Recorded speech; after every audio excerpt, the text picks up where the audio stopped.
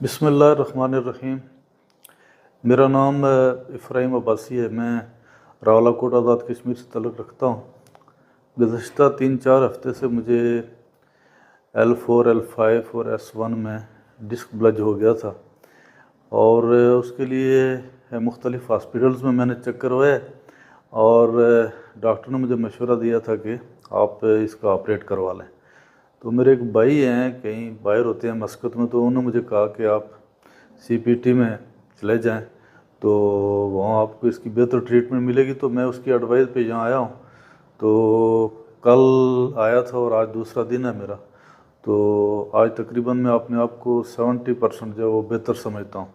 तो मैं जितने भी दोस्त अहबाब जो हैं वो जो ये स्पाइनल कार्ड का या जिसका डिस्क का कोई मसला हो या मोरे का मसला हो, मैं ये चाह रहा हूँ कि आपको ये पैगाम दूँ कि आप हॉस्पिटल में जाने से पहले, डॉक्टर में के पास जाने से पहले, ऑपरेशन से पहले एक दफ़ा CPT को आजमाइए। इंशाल्लाह आप बेहतर रिज़ल्ट पाएंगे।